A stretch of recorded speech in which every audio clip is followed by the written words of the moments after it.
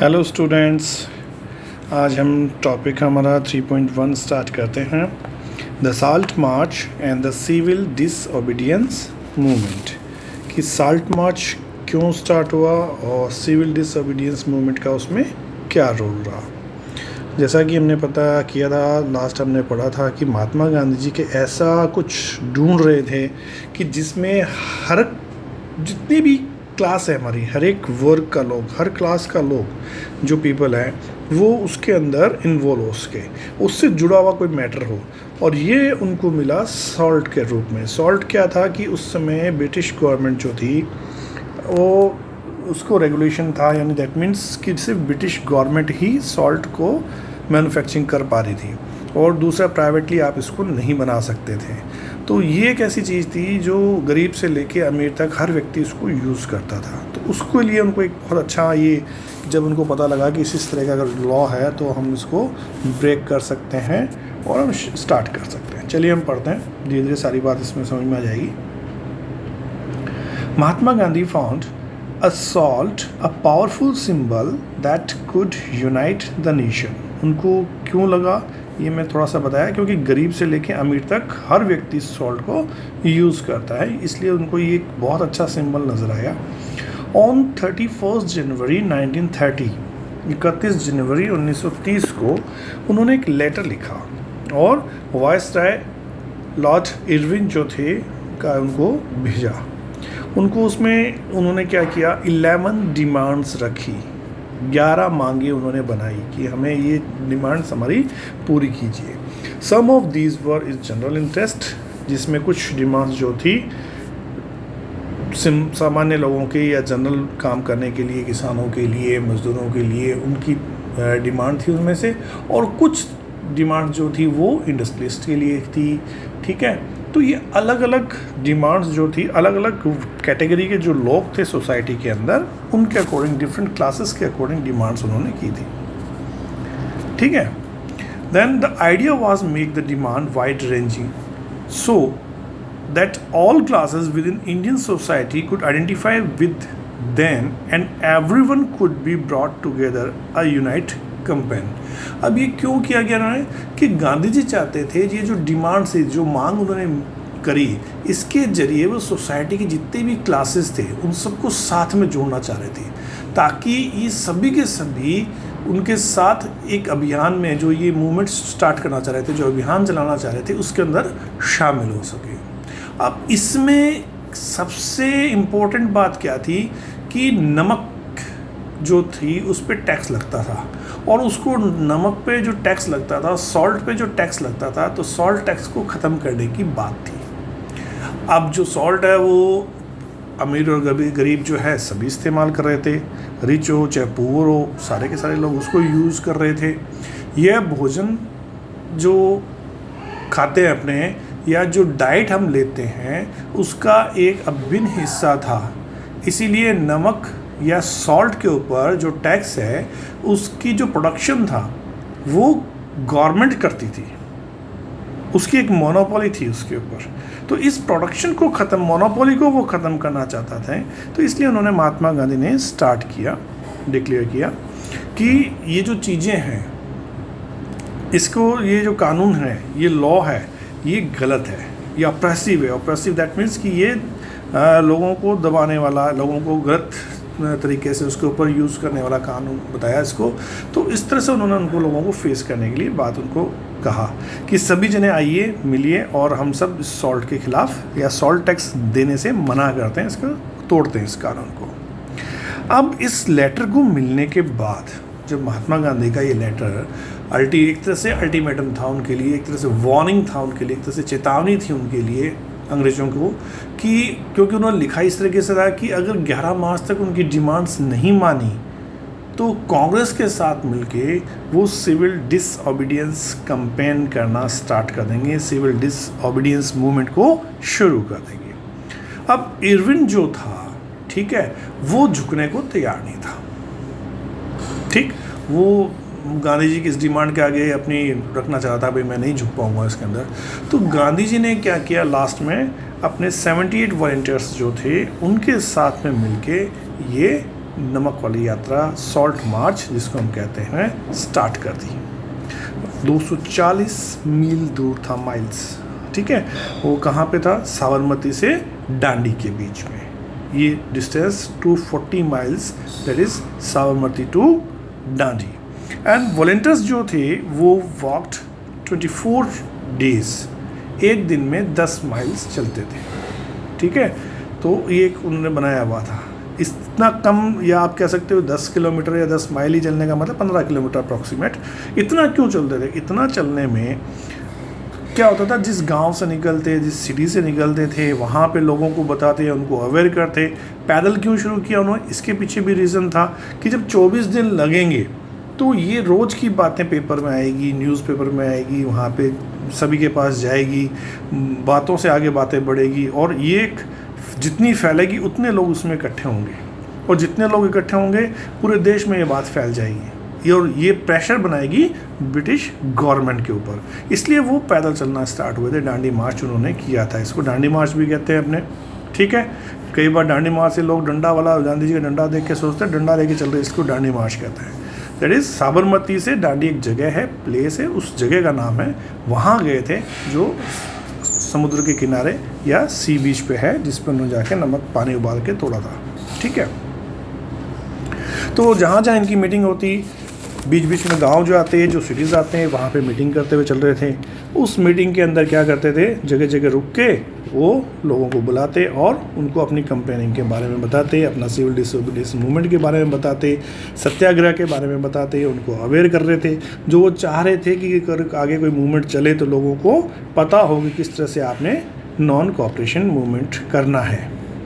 अब ये थोड़ा सा नॉन कोऑपरेशन से डिफरेंट था, क्योंकि यहाँ नॉन कोऑपरेटिव करने के साथ साथ, कोऑपरेशन ना देने के साथ, सहयोग नहीं करने के, जो हम कह रहे थे कि हमारे डिग्रीज़ ले लीजिए, स्कूल ले लीजिए, हम काम नहीं करेंगे, अपने बायकॉट करेंगे चीज़ों का, उसके साथ साथ में क्या कर रहे थे, अब लॉ भी तोड़ रहे थे। जो गलत कानून बने हुए थे ब्रिटिश गवर्नमेंट के, सारे लॉ नहीं तोड़ रहे थे, जो गलत कानून बने हुए थे, जो ऐसे थे कि जो इंडियंस पीपल को दबाने के काम आ रहे थे, ऐसे लॉ तोड़ने का काम उन्होंने करना स्टार्ट किया था, ठीक है। चलिए, तो 1000 comes to here, Mahatma Gandhi जगह जगह मीटिंग होती थी उनकी। वैन एवर ही स्टॉप्ड, जब रुकते तब वो वहाँ पे बोला करते थे, समझाया करते थे कि स्वराज क्या है, ठीक है, किस तरह से हम पीसफुल ब्रिटिश लोगों के सामने उनका सामना कर सकते हैं। और 6 अप्रैल को इस तरह से वो करते हुए 24 डेज़ के बाद में पहुँच गए कहाँ पे? दांडी। गुड, दांडी पहुँच गए। अब दांडी पहुँचने के बाद में उन्होंने क्या किया, सी का वाटर लिया, पानी लेके उसको उबालना शुरू किया, और उबालने के बाद जो नमक बना उसको यूज़ किया। अब ये चीज़ मैन्युफैक्चरिंग ऑफ सॉल्ट जो था, उस समय मोनोपोली थी ब्रिटिश गवर्नमेंट की, उस पर टैक्स होता था बनाने के ऊपर। अब अगर कोई प्राइवेट व्यक्ति बना रहा है तो ये कानून का वायलेशन था, उल्लंघन था, उसको कानून को तोड़ना कहते हैं इसको, ठीक है। देन अब ये जो चीज़ थी, ये मार्क बन गया, एक तरह से स्टार्ट हो गया सिविल डिसोबीडियंस मूवमेंट। यहाँ से इस पॉइंट से हम कह सकते हैं कि नमक कानून तोड़ के उन्होंने सिविल डिसोबीडियंस स्टार्ट किया, सॉल्ट मार्च करके स्टार्ट किया। अब ये क्वेश्चन भी यहाँ बनता है, how was this movement different from the non cooperation movement, ठीक है। क्वेश्चन है, इसको अच्छे से देख लें कि जो लोग काम कर रहे थे, अब people were now asked not only to refuse the cooperation, ठीक है, उसके अलावा क्या कर रहे थे with the British they had done in 1921-22 में जो उन्होंने किया था, सिर्फ उसके अलावा वो ब्रेक द कॉलोनियल रूल्स या कॉलोनियल लॉ जो बने हुए थे। अब कॉलोनियल लॉ का मतलब जो लोगों को दबाने के लिए लॉ बने हुए थे, उनका शोषण करने के लिए, उनको हरेस करने के लिए, उनका यूज़ करने के लिए जो लॉ बने हुए थे, जो गलत कानून थे, उनका खिलाफ वो करने लगे। Thousands in different part of the country broke the salt law, manufactured salt and demonstration in front of government salt factories, ठीक है। जितनी भी सॉल्ट फैक्ट्री थी उनके सामने डेमोन्स्ट्रेशन होने लगा, आंदोलन होने लगा, मूवमेंट होने लगा, लोगों को हज़ारों की संख्या में लोग वहाँ पहुँचने लगे। As the movement spread, जैसे जैसे फैला, क्योंकि 24 दिनों में फैला दिया, काफ़ी कुछ लोग उसको जानने लगे, बहुत लोग जानने लगे, तो वापस वही जो पहले नॉन कोऑपरेशन मूवमेंट में हो रहा था, फॉरेन क्लॉथ का बायकॉट कर देना, लिकर शॉप को पिक करना, देन पीजेंट अपना काम करने से रिफ्यूज़ करने लगे, रेवेन्यू देने से मना करने लगे, ठीक है। जो चौकीदारी टैक्स थे उसको रिफ्यूज़ करना शुरू कर दिया। विलेजेस जो है गांव में ऑफिशियल जो थे, ऑफिसर्स जो थे, उन्होंने रिज़ाइन करना शुरू कर दिया। तो इस तरह के काम स्टार्ट हुए। इवन जंगल के अंदर जो पीपल थे उन्होंने फॉरेस्ट लॉ को तोड़ना शुरू कर दिया। जो ट्राइबल पीपल थे जिनको जो अपना राइट समझते थे जंगल में जाना, लकड़ी बीनना, वहाँ से अपना लेके आना, ठीक है, वहाँ पे फ्रूट लेके आना, लकड़ी लेके आना खाने पीने का, या मेडिसिन प्लांट ला के बेचारे इकट्ठा करके बेचते थे, अपने पशु चराते थे, वहाँ पे जानवर लेके जाते थे। वो सारे काम उन्होंने रूल्स, छोटे छोटे रूल्स जो बनाए हुए थे ब्रिटिशर्स ने हरेस करने के लिए इंडियन पीपल को, ये सारे रूल्स उन्होंने तोड़ना स्टार्ट कर दिया। ये एक डिफरेंट चीज़ थी किससे, नॉन कॉपरेशन मूवमेंट से। चलिए अब थोड़ा सा आगे देखते हैं यहाँ से कि अब क्या हुआ। इन जितनी भी जो घटनाएं चली, जो ये चीज़ें चली थी, ठीक है, इन सब से क्या हुआ, जो कॉलोनियल गवर्नमेंट थी उसकी चिंताएं बढ़ना स्टार्ट हो गई, ठीक है। अब उसने क्या किया, कांग्रेस के जितने भी लीडर थे उनको अरेस्ट करना शुरू कर दिया, वन बाय वन उनको अरेस्ट करना शुरू कर दिया। This led to violent clashes in many places, और जिसकी वजह से क्या हुआ, आपस में झगड़े होने शुरू हुए, और झगड़े कई बार वायलेंट हो जाते थे, आपस में हिंसा भी स्टार्ट हो गई, झगड़ा भी स्टार्ट हो गया, लड़ाई झगड़े भी शुरू हो गए। अब इन चीज़ों में क्या, अब्दुल गफ्फार खान ये कांग्रेस के एक बड़े लीडर थे, और महात्मा गांधी आपको पता ही है, इनको अप्रैल 1930 में अरेस्ट कर लिया गया। 1930 में महात्मा गांधी के जो साथी थे अब्दुल गफ्फार खान, इनको गिरफ्तार किया गया था। तो जो भीड़ थी वहाँ पे, जो क्राउड था वहाँ पे, वो काफ़ी उग्र हो गया, एक तरह से गुस्से में आ गया, और उसने क्या किया, जितनी भी पुलिस की गाड़ियाँ थी या जो उनकी गोलियों का सामना करते हुए सड़कों पे उतर आई थी वो, ठीक है। और उनकी जो गाड़ियाँ होती है पुलिस की, उन गाड़ियों के ऊपर जलाना शुरू कर दिया, उनको मारना शुरू कर दिया, पत्थर फेंकने शुरू कर दिए, इस तरह की कार्याँ शुरू हो गई थी वहाँ पे। अब इस लड़ाई के अंदर इस तरह की जो कंडीशन होने लगी उसमें काफ़ी लोग मारे गए थे। महीने भर बाद महात्मा गांधी जी को भी गिरफ्तार कर लिया। पहले तो उनके दोस्त जो अब्दुल गफ्फार खान थे, ठीक है, जिनको पाकिस्तान का गांधी भी कहा जाता है, तो वो उनको गिरफ्तार किया गया, और अब फिर महात्मा गांधी जी को भी गिरफ्तार कर लिया 1 महीने बाद में। तो शोलापुर के जो इंडस्ट्रियल वर्कर्स थे, ठीक है, उन्होंने इसके अगेंस्ट काफ़ी एकदम से वो भड़क गए, क्योंकि पहले उनके साथ लड़ चुके थे गांधी जी। तो वो उन्होंने पुलिस जितनी पोस्ट थी, म्यूनिसिपल बिल्डिंग्स जो थी, जो कोर्ट में थी, जो रेलवे स्टेशंस थे, इन जितने भी ब्रिटिश सिंबल के स्ट्रक्चर्स थे, जो ब्रिटिश को एम्पायर को प्रूव कर रहे थे, सिंबॉलिक रूप में उनको दिखा रहे थे, उनके ऊपर हमले करना स्टार्ट कर दिया उन्होंने, ठीक है। क्योंकि एक तरह से वो उनको कर रहे थे कि ब्रिटिश एम्पायर यहाँ पे सबसे बड़ा है। तो इससे क्या हुआ कि जो गवर्नमेंट थी वो डरना स्टार्ट हुआ, और डर के उसने क्या किया कि इनको बुरी तरह से मारना स्टार्ट किया, इसको दबाना स्टार्ट किया। तो पुलिस ने क्या हुआ, इसका जो हम कह सकते हैं कि वापस जो जवाबी हमला एक तरह से गवर्नमेंट ने स्टार्ट किया, वो बहुत बुरा था। पुलिस जो थी वो ब्रूटल रिप्रेशन की तरह से आई, एक तरह से बुरी तरह से उसने दबाना शुरू किया, लोगों को मारना शुरू किया। ये रास्ता जो है वो डंडे मार के सुधारने का काम शुरू किया। अब जो शांति से काम कर रहे थे, जो सत्याग्रही थे, उनके ऊपर पुलिस के द्वारा हमले किए गए, औरतों और बच्चों को भी पीटा गया, और लगभग 1 लाख लोग जो है वो गिरफ्तार किए गए। तो इस तरह से ये सिस्टम आगे बढ़ा था 1930 के बाद में। अब ऐसी सिचुएशन के अंदर क्या हुआ, महात्मा गांधी जी को जब लगा कि वायलेंस बहुत ज़्यादा बढ़ गया, तो फिर एक बार उन्होंने डिसाइड किया कि इस मूवमेंट को, सिविल डिसओबीडियंस मूवमेंट को वापस बुला लिया जाए, कॉल ऑफ कर दिया जाए, बंद कर दिया जाए, ठीक है। और इसके लिए उन्होंने क्या किया कि 5 मार्च 1931 को इरविन के साथ एक समझौता किया, और उस पर हस्ताक्षर किए, समझौते पे साइन कर दिए उन्होंने। अब उसको, इस जो पैक्ट है, इसको कहते हैं गांधी इरविन पैक्ट कहा जाता है इस समझौते को, ठीक है। ये जो उन्होंने एग्रीमेंट किया है इसको गांधी इरविन पैक्ट कहा जाता है। गांधी जी ने क्या किया इसके अंदर कि एक राउंड टेबल कॉन्फ्रेंस के ऊपर गए।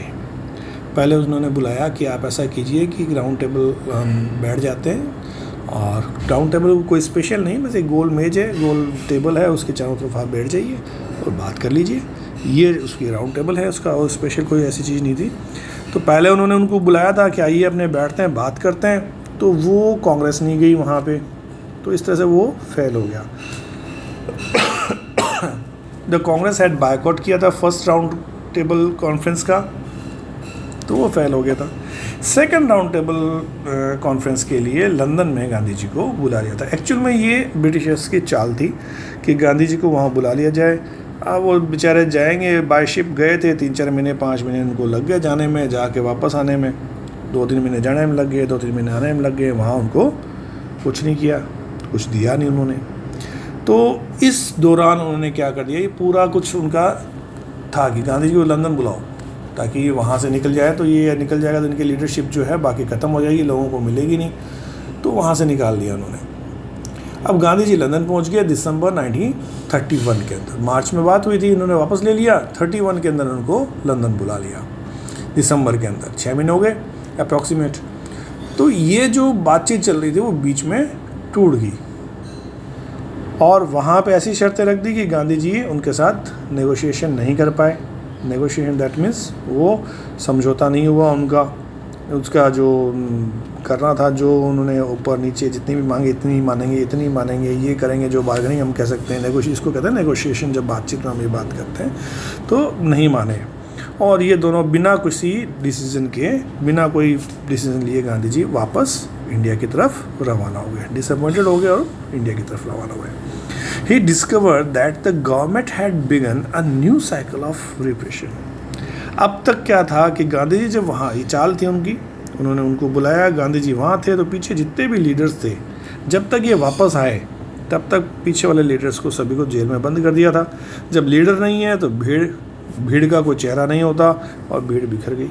जो मॉब था पीछे, जो पब्लिक थी, वो बिखर गई, उनके डंडे मार के उन्होंने घर बैठा दिया। तो जो मूवमेंट था, जो मूवमेंट का मोमेंटम था, जो तेज था, जो चीज़ चल रही थी एकदम से फास्ट, गांधी जी के यहाँ से जाने से वो डाउन हो गई। पहले तो गांधी जी ने वापस बुला लिया, उसको कॉल ऑफ किया था कि अब हम नहीं करेंगे, हिंसा होना स्टार्ट हो गई। दूसरा रीज़न ये होगा कि इस तरह से उन्होंने काम कर दिया, वो वहाँ चले गए, तो ये काम हो गया कि पीछे से इन्होंने जितने भी गफ्फार खान, जवाहरलाल नेहरू, इनको जेल में डालना शुरू कर दिया। कांग्रेस को जो था वो गैर कानूनी कर दिया, उसको इलीगल डिक्लेयर कर दिया कांग्रेस, पूरी कांग्रेस को ही, ठीक है। And series of the measures had been imposed to the prevent meeting, demonstration and boycotts. एक तरह से लगातार जितनी भी वो मीटिंग कर रहे थे, सभा कर रहे थे, जो प्रदर्शन कर रहे थे, जो धरना दे रहे थे, जो आंदोलन कर रहे थे, जो मूवमेंट कर रहे थे, जो बायकॉट कर रहे थे, उनको डंडे मार मार के वहाँ से भगाना शुरू कर दिया, ठीक है। इन सब के बीच में अब गांधी जी ने सोचा वापस आके कि भाई वो डिमांड नहीं मांगी, तो अब मैं वापस शुरू करता हूँ अपना सिविल डिसोबीडियंस मूवमेंट, ठीक है।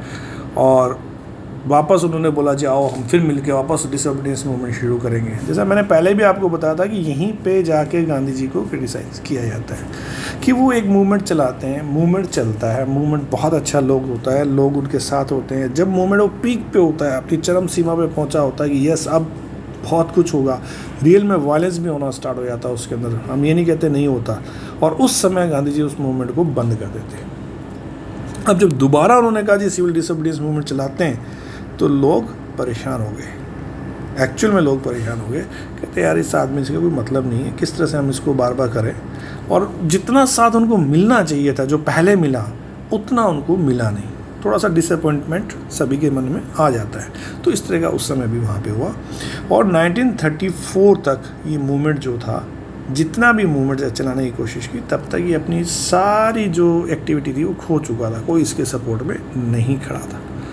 वापस जब इन्होंने 31 में स्टार्ट किया, ये नहीं चला, कोशिश बहुत की उन्होंने, पर इतना मूवमेंट नहीं मिला, इतना मोमेंटम उसको नहीं मिला, इतनी तेज़ी उसको नहीं मिली, इतनी फास्ट ग्रोथ उसकी नहीं हुई जितना पहले लोगों ने इसको साथ दिया था। अब लोग भी थक गए थे बार बार ये बात करते, तो ये नहीं कर पाए, ठीक है। तो ये एक टॉपिक था हमारा, हमने देखा कि किस तरह से गांधी जी ने स्टार्ट किया। एक तो चाह रहे थे कि मुझे एक ऐसा लोकल कोई इशू मिल जाए जिसमें अमीर गरीब सारे जुड़े हो, तो साल्ट मूवमेंट लेके उन्होंने इसको 1930 के अंदर 31 जनवरी में स्टार्ट किया। 31 जनवरी से स्टार्ट करके जब इसको 24 डे में यानी कि लगभग फ़ेब के अंदर, पूरी फ़ेब के अंदर वो वहाँ पहुँचे। 6 फ़ेब को जाके वो उन्होंने 6 अप्रैल को दांडी पहुँचे। 31 मार्च में चले, 31 को तो उन्होंने लेटर लिखा था, मार्च में वो चले थे, मैं गलत बोल रहा हूँ। 31 जनवरी 1930 को तो उन्होंने लेटर लिखा था इरविन को, मार्च में उन्होंने ये मूवमेंट स्टार्ट किया था 11 मार्च को, 31 को 1930 11 मार्च 1930 को उन्होंने ये मूवमेंट स्टार्ट किया। आफ्टर 24 डेज़ वो वहाँ पहुँचे। 6 अप्रैल को उन्होंने ये डिक्लेयर किया मूवमेंट को, और आगे जाके इस मूवमेंट को वापस लेने की बात उन्होंने कर दी। वो कब करी थी? 31 के अंदर, 5 मार्च 31 के अंदर, यानी अप्रॉक्सीमेट ये 1 साल मूवमेंट चला था हमारा। और 5 मार्च को वापस लेने के बाद जब ये गए लंदन और वहाँ से वापस आए दिसंबर 30, 1931 को, ओके, जब दिसंबर 1931 को वापस आए थे तब तक ये मूवमेंट ख़त्म हो चुका था। पीछे से गवर्नमेंट ने इनके जितने भी नेता लोग थे उनको गिरफ्तार कर लिया और ख़त्म कर लिया था। क्लियर? तो इतना आप देखिए आज, बाकी हम नेक्स्ट टॉपिक में पढ़ेंगे। Thank you.